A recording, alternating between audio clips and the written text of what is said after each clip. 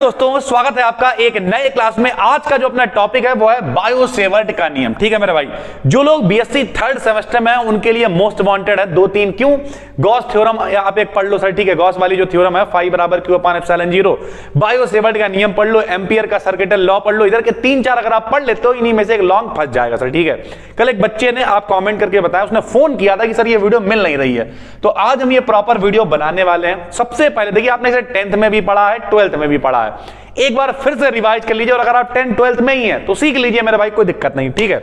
आइए सबसे पहले आपको यह समझना पड़ेगा कि मैग्नेट क्या है सर। तो मैग्नेट सरल भाषा में बताएंगे, मैग्नेट मतलब चुंबक, ठीक है। जो अमीर आदमी के बच्चे होते हैं वो ले आते हैं या बाजार में मिल जाती है वहां से। जो हमारे जैसे गरीब आदमी होते हैं मेले से खरीद के लाते हैं पियानो, उसी में से मैग्नेट निकाल के काम चलाते हैं, खेलते समय बचपन में चुंबक से। तो जब ये चुंबक है मेरे भाई, तो चुंबक के सामने क्या होता है, यहां पर कोई लोहे का अगर हम टुकड़ा रख दें तो वो क्या आके चिपक जाता है, यानी उसके चारों तरफ कोई एक ऐसी फील्ड है जिससे चीजें अट्रैक्ट हो रही हैं या रिपेल हो रही हैं। रिपेल का मतलब दूर जा रही हैं। बचपन में देखा आपने, हम लोग ऐसे करके एक चुंबक रखते हैं, दूसरा रखते हैं और ऐसे करते हैं, फिर आगे जाता है, फिर ऐसे करते हैं आगे। करा कमेंट करके बताना मेरे भाई। तो यानी किसी मैग्नेट के चारों तरफ की वो फील्ड जिसमें कोई दूसरी मैग्नेट या कोई जो है वो अट्रैक्शन या तो आके चिपक जाए या दूर चला जाए, उसे हम लोग कहते हैं मैग्नेटिक फील्ड, ठीक भाई, यानी चुंबकीय क्षेत्र कहते हैं हिंदी में। अब ये बायो-सेवर्ट का नियम है क्या, सिर्फ सुन लो, मजा आ जाएगा, इस बात की जिम्मेदारी। देखो भाई, होता क्या है, जब भी सबसे पहले सरल भाषा में बताते हैं, हम लोगों ने पढ़ा है सेल्फ इंडक्शन। मान लिया ये कोई तार है, ठीक। अब इस तार में करंट का फ्लो हो रहा है, करंट मतलब धारा का प्रवाह हो रहा है। तो जब किसी भैया कंडक्टर में हम लोग धारा का प्रवाह कराते हैं तो उसके फ्लक्स में चेंज होता है, मैग्नेटिक फील्ड प्रोड्यूस होगी। तो होगा क्या, इस कंडक्टर के चारों तरफ किसी पॉइंट पे हमें मैग्नेटिक फील्ड यानी चुंबकीय क्षेत्र निकालना, सरल भाषा में। तो हमने क्या किया, किसी मैग्नेट या current carrying conductor, current carrying conductor मतलब जिसमें करंट आ रहा हो, ऐसा कोई भी चालक जिसके चारों ओर मैग्नेटिक इफेक्ट को एक्सपीरियंस किया जा सके। मैग्नेटिक इफेक्ट आप समझ गए होंगे कि या तो आके चिपक जाए या दूर चला जाए, ठीक है, को एक्सपीरियंस किया जाए, उसकी मैग्नेटिक फील्ड कहलाती है। ये लॉ नहीं है, तो लॉ क्या है मेरे भाई जरा समझो। अब अभी हमने ऊपर नहीं बढ़ाया लेकिन आपको जरा याद करवाते हैं, बोलो मेरे साथ में। डेल्टा बी बराबर mu 0 upon 4 pi I delta L बटे में आर स्क्वायर। सब लोग बोलेंगे डेल्टा बी बराबर mu 0 upon 4 pi I delta L upon are square. Delta B बराबर mu 0 upon 4 pi I delta L upon are square. Sir ji है क्या, देखो अभी इसी फार्मूले को हम लोग बनाएंगे। नियम क्या कहता है, ये तो कांस्टेंट है। नियम यह कहता है कि चुंबकीय क्षेत्र यानी मैग्नेटिक फील्ड की जो वैल्यू है वो करंट के डायरेक्टली यानी धारा के समानुपाती होती है। जो डेल्टा एल क्या, एल मतलब लंबाई और डेल्टा मतलब छोटी सी लंबाई, अल्प लंबाई मेरे भाई। तो लंबाई के भी डायरेक्टली प्रोपोर्शनल यानी समानुपाती होती है। और आर मतलब दूरी है और स्क्वायर है, तो दूरी के स्क्वायर के व्युत्क्रमानुपाती बोले तो इनवर्सली प्रोपोर्शनल होती है, ठीक। अब डरना मत करते सर जी बहुत कठिन लग रहा, पता नहीं क्या क्या इनवर्सली, नहीं ले यहां देखो, ये मेरे पास भाई एक चित्र है, इसे आराम से समझाते हैं। अगर आपने ये चित्र समझ लिया तो ये लॉ ऐसे ही आपको आ गया। देखो मेरे भाई, ऐसे याद करके घूमोगे, डेल्टा बी बराबर mu 0 upon 4 pi I delta L sine theta upon are square. लो यहां देखो, ये मेरे पास एक तार है मेरे भाई।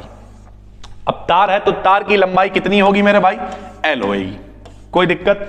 इसमें जो करंट का फ्लो हो रहा है कितना है, आई, धारा का प्रवाह हो रहा है कितना, आई। इससे थीटा के कोण पर एक पॉइंट है मेरे भाई पी, जिसकी डिस्टेंस है कितनी, आर, ठीक है। अब पूरे तार की लंबाई एल है, तो छोटे से तार की लंबाई हम लोग ले लेंगे डीएल। छोटे से तार की लंबाई कितनी ले लेंगे हम लोग, डीएल ले लेंगे, ठीक भाई।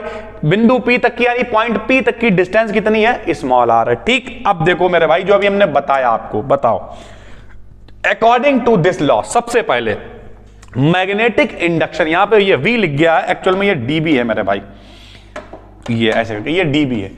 मैग्नेटिक इंडक्शन किसी पॉइंट P पर डिस्टेंस R के स्क्वायर के इनवर्सली प्रोपोर्शनल होता है। अभी हमने आपको बताया कि जो dB यानी मैग्नेटिक फील्ड है वो इनवर्सली प्रोपोर्शनल होगी किसके, दूरी के वर्ग के, सरल भाषा में कहें या डिस्टेंस के स्क्वायर के।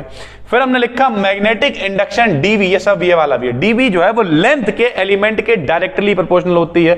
ये देखिए सर, दूरी के डायरेक्टली, डीवी का मान डीएल के डायरेक्टली प्रोपोर्शनल। ऐसे ही डीवी का मान आई के डायरेक्टली प्रोपोर्शनल। यानी सरल भाषा में सर जी बढ़ाई है, मत समझा। ये देखो सर जी आप पन्ना बढ़ा रहे हो, नहीं बताओ ऐसे करके डीवी बराबर क्या है बताइए, mu 0 upon 4 pi I delta L या डीएल बटे में आर स्क्वायर, ऐसे याद रखना है। ये फार्मूला आपने याद कर लिया, पेपर में नियम आया, आपने भैया तार बनाया, तार की छोटी सी लंबाई डेल्टा एल ले ली, यहां से एंगल लिया थीटा। ठीक है सर जी, थीटा क्यों लिया? क्योंकि इसके साथ में हम लोग साइन थीटा भी लिख सकते हैं। ठीक है, नहीं लिखेंगे हम लोग, नॉर्मल फॉर्म लिख रहे हैं सर। ठीक है, पॉइंट क्या ले लिया, पी ले लिया, दूरी क्या ले ली, आर ले ली, धारा कितनी बह रही है, आई बह रही है, बात खत्म हो गई। ले आ जाओ, सबसे पहले क्या लिखा बताओ, डीबी के सामने मेरे भाई कौन है, आई, तो पॉइंट नंबर 1 चाहो तो ये लिख दो, आई के डायरेक्टली प्रोपोर्शनल होता है। डीबी के सामने कौन है, डीएल, तो डीएल के डायरेक्टली प्रोपोर्शनल होता है। डीबी के बटे में कौन है, आर स्क्वायर, तो डिस्टेंस के स्क्वायर के इनवर्सली प्रोपोर्शनल होता है। तीनों को मिला दो, ले आई और डीएल सामने है तो सामने लिख दिया, यानी dB is directly proportional to I dl, और बटे में कौन, आर स्क्वायर, तो inversely proportional to r square. जब कभी हम लोग प्रोपोर्शनल का प्रोपोर्शनलिटी हटाते हैं तो एक कांस्टेंट लगाते हैं, समानुपाती यानी प्रोपोर्शनल का कांस्टेंट हटाया और म्यू 0 अपान 4 पाई मेरे भाई लगा दिया, म्यू 0 अपान 4 पाई लगा दिया। ठीक, लो यही नियम है, जरा देखो, तो ये आ गया मिलाया, समानुपाती हटा दिया, म्यू 0 अपान 4 पाई लगा दिया। This is the Biot Savart, this is Biot Savart law. ठीक है, तो हमने लिख दिया जहां म्यू 0 अपान 4 पाई क्या है, एक कांस्टेंट है, और इसकी वैल्यू आपको याद रखनी है। म्यू 0 अपान 4 पाई की वैल्यू होती है 10 की घात माइनस के 7, 10 टू द पावर माइनस के 7। म्यू 0 अपान 4 पाई की वैल्यू कितनी होती है, 10 की घात माइनस के 7। अगर इसे आप उधर भेज दोगे तो म्यू 0 की वैल्यू हो जाएगी 4 पाई इन 10 रेज़ टू पावर माइनस के 7। ठीक है भाई, ये वैल्यू होती है नियतांक। लेकिन अगर आप हाई स्कूल या 12th में होते तो यहीं तक लिखना होता, लेकिन अब हम लोग बीएससी में तो थोड़ा सा लेवल बढ़ाएंगे मेरे भाई। सबसे पहले आपको समझना पड़ेगा कि J बराबर होता है आई अपान ए, इसे हम लोग कहते हैं धारा घनत्व। हिंदी में कहें, इंग्लिश में कहें तो करंट डेंसिटी।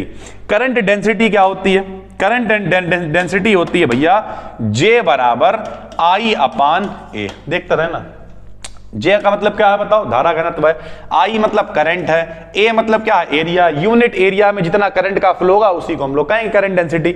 अगर हम लोग A को इधर भेज दें तो I बराबर क्या हो जाएगा बताइए, JA हो जाएगा, यहां से मान निकालना है। अगर हम दोनों तरफ DL से मल्टीप्लाई करते हैं तो इधर आ जाएगा IDL, इधर आ जाएगा JADL। कोई दिक्कत मेरे भाई? अब बताओ भैया, ये है लंबाई गुणे चौड़ाई गुणे ऊंचाई। लंबाई गुणे चौड़ाई क्या होता है, क्षेत्रफल, गुणे में क्या है L, तो हमने A इंटू L को बना दिया DV, क्योंकि A मतलब लंबाई गुणे चौड़ाई, L को ऊंचाई मान लो तो भैया क्षेत्रफल गुणे ऊंचाई या लंबाई बन जाएगा आयतन। तो हम लोग IDL को लिख सकते हैं JDV। और हम लोगों ने पढ़ रखा बायोसेवर्ट का नियम, अभी ऊपर क्या बताओ, mu 0 upon 4 pi IDL upon are square. तो इस IDL की जगह पे हम लोग रख देंगे JDV। तो ये देखिए हमने IDL की जगह पे रख दिया JDV अपान में are square. This is Biot Savart's law for volume current. ठीक है भाई, तो ये वॉल्यूम करंट की फॉर्म में ही है, यानी सरल भाषा में कहें, लो मेरे भाई यही हम लोग अभी सीखेंगे 2 मिनट के अंदर, और उसके बाद बायोसेवर्ट का नियम आप पेपर में लिख के आओगे। लेकिन एक बात याद रखिएगा, बायोसेवर्ट का नियम कई बार अकेला आता है और कई बार सिर्फ बायोसेवर्ट का नियम लिखने को आ जाएगा, इसके एप्लीकेशंस पूछे जाते हैं। जैसे इसकी सहायता से कोई सर्कुलर लूप है, उसके लिए भैया बी की वैल्यू निकालो, यानी मैग्नेटिक फील्ड इंटेंसिटी निकालिए। इसकी सहायता से कोई सीधा तार है, उसके लिए निकालो, जैसे सीधा तार के लिए होती है mu 0 upon 2 pi I upon r, जैसे सर्कुलर लूप के लिए होती है म्यू 0 आई अपान 2 आर। सारे होते हैं और एक एक करके हम आपको करा भी देंगे, बस अगर आपको जरूरत नीचे कमेंट कर दिया करो सर, जो भी दिक्कत है कमेंट किया करो मेरे भाई। ठीक है, तो सबसे पहले क्या है बताइए, तार है, तार की लंबाई कितनी है दोस्त, L है, छोटा सा हिस्सा लिया कितना है, DL है, यहां पे कोण कितना है, थीटा है, डिस्टेंस कितनी है, R है, ये पॉइंट क्या है मेरे भाई, P है। फार्मूला क्या है, डेल्टा B का जो मान है वो डायरेक्टली प्रोपोर्शनल है किसके, I है, DL है, और बटे में R स्क्वायर है। ये हटाएंगे, क्या लगाएंगे, म्यू 0 अपान 4 पाई लगा देंगे। कोई दिक्कत है? ये कांस्टेंट है, इसकी वैल्यू कितनी होती है, 10 टू द पावर माइनस के 7 होती है। उसके बाद क्या करना है बताओ, J बराबर क्या होता है, I अपान A। कहां से डाला है, J क्या है, डेंसिटी है, करंट डेंसिटी है, I क्या है, करंट है, A क्या है, एरिया। इसे कहां लिया, इधर ले आए, क्या हो गया, I बराबर J हो गया, काहे से मल्टीप्लाई कर दी, DL से, काहे से कर दी, DL से, A इंटू DL को क्या बना दिया, DV। बोले तो वॉल्यूम, IDL की जगह पे क्या रख दोगे, JDV। ये आ गया करंट डेंसिटी, वॉल्यूम डेंसिटी की फॉर्म में बायोसेवर्ट का लॉ। बात खत्म हो गई।